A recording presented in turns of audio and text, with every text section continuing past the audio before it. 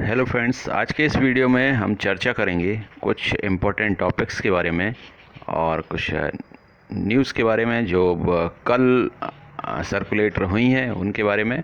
जैसे कि शिक्षक भर्ती वर्ग 1 और 2 का वेरिफिकेशन का काम वर्ग 1 का तो समाप्त हो गया है, वर्ग 2 का भी चल रहा है। और जो आपको जानकारी है कि रिक्त पदों के बारे में जानकारी मंगाई गई थी सभी जिलों से। तो आज वो काम कंप्लीट हो जाएगा। रिक्त पदों की जानकारियाँ सभी ज़िलों से अपने अपने विभागीय कार्यालय तक पहुंच जाएंगी। तो ये काम हो जाएगा। दूसरा, होल्ड और रिजेक्ट केसेस वालों के लिए भी इम्पोर्टेंट अपडेट है। इसके अलावा और भी अपडेट्स हैं, उन सभी पर हम चर्चा करेंगे इस वीडियो में। तो डिटेल में जाऊं उससे पहले मैं चाहूँगा कि जो पहली बार चैनल को विज़िट किया है जिन्होंने अभी तक चैनल को सब्सक्राइब नहीं किया है वो चैनल को सब्सक्राइब करें और बेल आइकन बटन को प्रेस करें ताकि आपको मेरे लेटेस्ट वीडियोस के नोटिफिकेशंस मिलते जाएं। तो आइए हम स्टार्ट करते हैं।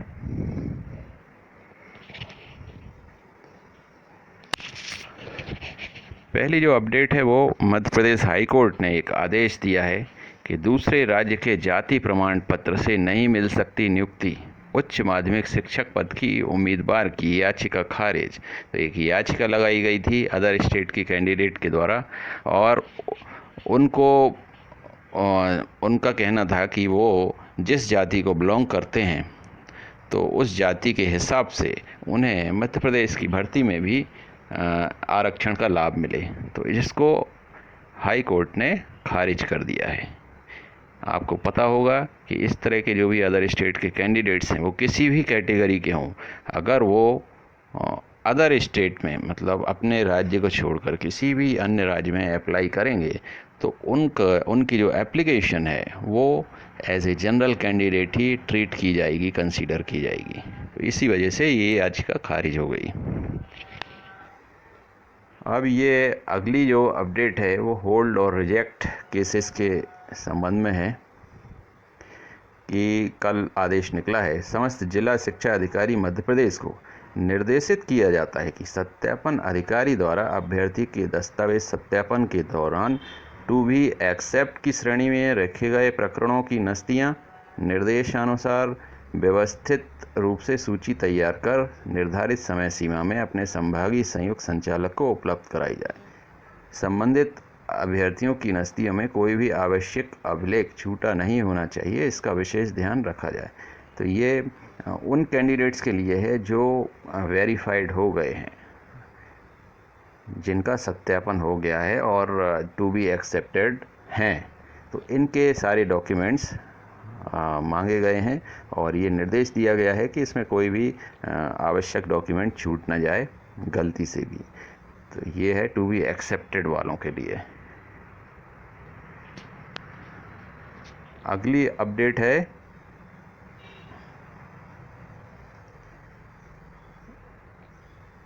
ये अपडेट है उच्च माध्यमिक शिक्षक भर्ती की काउंसलिंग के लिए संचालनालय से दिसंबर 2019 में जारी विज्ञापन के अनुक्रम में काउंसलिंग हेतु एमपी ऑनलाइन पोर्टल पर उपलब्ध विषयवार एवं स्कूलवार रिक्तियों की सूची सितंबर 19 की स्थिति की जानकारी के आधार पर तैयार की गई थी। जो पहले जो रिक्तियां थीं वैकेंसी सितंबर 19 के हिसाब से थीं। उक्त सूची बने हुए लगभग 2 वर्ष पूर्व के डाटा के आधार पर तैयार की गई थी। तो ये पुरानी सूची हो गई है। अतः सूची में प्रदर्शित वैकेंसी को सत्यापित किया जाना है। तो ये चेक किया जाना था कि वो वैकेंसी अभी भी एग्जिस्ट कर रही हैं या नहीं, ये है ना। तो उनमें अगर कुछ डिफरेंस होगा तो वो पता चल जाएगा। रिक्तियों की जानकारी इसीलिए मांगी गई है। तो रिक्तियों की सूची एक्सेल तथा पीडीएफ फॉर्मेट में डीईओ तथा एडीपीसी के ईमेल पर प्रेषित की जा चुकी है।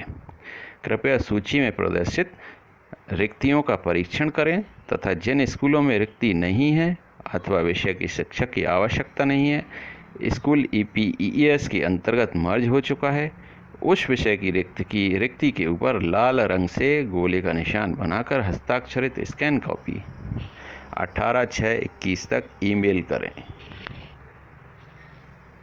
तो ये रिक्तियों से संबंधित एक सूचना है। इसके बाद ये बहुत ही इम्पोर्टेंट एक अपडेट है, उच्च माध्यमिक शिक्षक और हायर सेकेंडरी हायर स्कूल की रिक्तियों का सत्यापन विषयांकित के संबंध में आपको निर्देशित किया जाता है कि पत्र के साथ संलग्न सूची का अवलोकन करें एवं सूची में दिए गए पद अनुसार रिक्तियों का सत्यापन कर कल दिनांक 11 जून को 3 बजे तक जानकारी भेजना सुनिश्चित की जाए। विलंब से आने पर यदि जानकारी वरिष्ठ कार्यालय को समय पर नहीं भेजी जा सकी तो इसका व्यक्तिगत उत्तरदायित्व आपका होगा। तो ये बड़े सख्त निर्देश दिए गए हैं कि रिक्तियों की जानकारी को सत्यापित किया जाना है और इसकी जो लास्ट डेट है वो आज यानी कि 11 जून है, दोपहर 3 बजे तक ये काम कंप्लीट हो जाएगा। तो जैसे ही ये कंप्लीट होगा, हो सकता है फिर बहुत जल्द ही नई जो रिक्तियां हैं वो आपको पोर्टल पर फिर दिखाई देने लगें। अब ये न्यूज़ है, एक मेरिट पर दो भर्तियां, साथ में बदलाव से असमंजस। शिक्षक भर्ती में नियमों में संशोधन से दिक्कत। क्या है?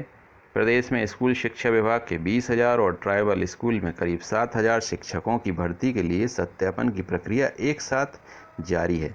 इन दोनों भर्तियों के लिए परीक्षा एक ही हुई है, उसी की मेरिट को आधार बनाते हुए सिलेक्शन की प्रक्रिया चल रही है। ऐसे में अभ्यर्थी असमंजस में हैं। 2 पद पर एक अभ्यर्थी का नाम है, मतलब कि जो ट्राइबल और डीपीआई की जो मेरिट लिस्ट हैं वो लगभग एक ही हैं। तो अभ्यर्थी असमंजस में है कि भाई ऐसे तो क्या होगा कि डीपीआई में भी उन्हीं अभ्यर्थियों को मौका मिल रहा है और ट्राइबल में भी उन्हीं को मिलेगा, तो प्रोसेस लंबी खिंच जाएगी, इसलिए अभ्यर्थी परेशान है।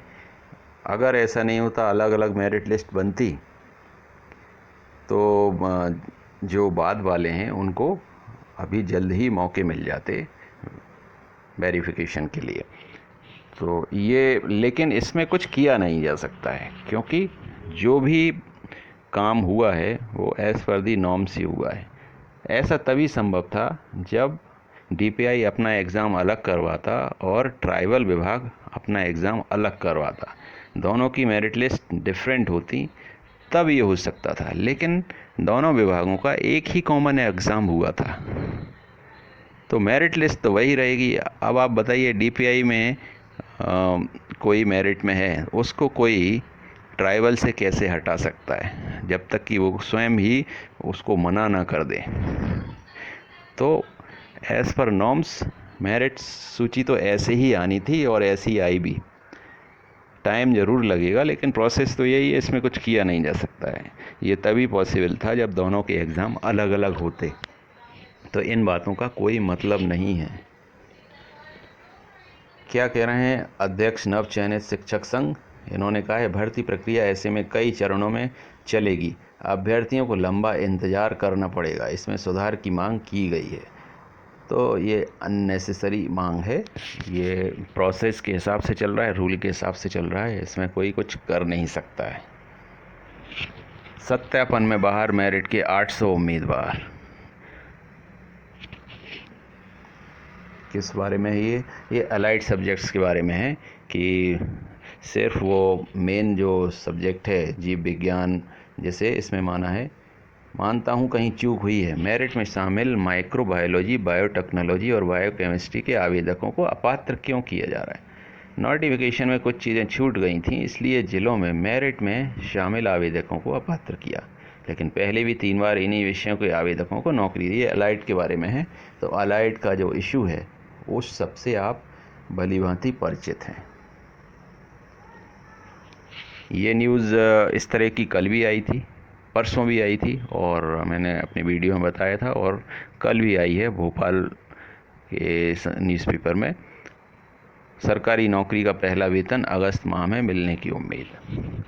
तो अगर जुलाई में ज्वाइनिंग हो जाती है तो अगस्त माह से आपकी सैलरी स्टार्ट हो जाएगी। लेकिन कई लोगों का ये कहना था कि सर जब ज्वाइनिंग करते हैं तो उसके बाद पहली सैलरी आने में टाइम लगता है, 3-3, 4-4 महीने लग जाते हैं। तो ये बात एकदम सही है।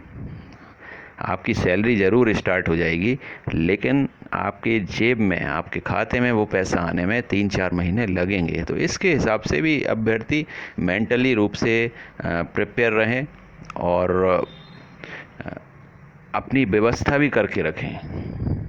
ये ज़रूर है कि आपके जो भी 3-4 महीने में प्रोसेसिंग होगी, जब भी पहली सैलरी आएगी तो 3-4 महीने का पैसा इकट्ठा आएगा आपके अकाउंट में। मान लीजिए कि आपकी 25,000 सैलरी है, से फॉर एग्ज़ाम्पल, तो अगस्त में आपका सैलरी वगैरह तो शुरू हो गई, अकाउंट में आएगी 3-4 महीने। अगर 4 महीने बाद आई तो आपके 25,000 के हिसाब से 1 लाख करीब हो जाते हैं, तो वो अमाउंट पूरा का पूरा आएगा। लेकिन ये ज़रूरी नहीं है कि अगस्त में ही आपके अकाउंट में पैसा आ जाए, 3-4 महीने प्रोसेसिंग में लगते हैं। 28,000 शिक्षकों की भर्ती प्रक्रिया में पेच। अब ये कोई पेपर है, छोटा मोटा पेपर है, दैनिक विषय का परिवर्तन।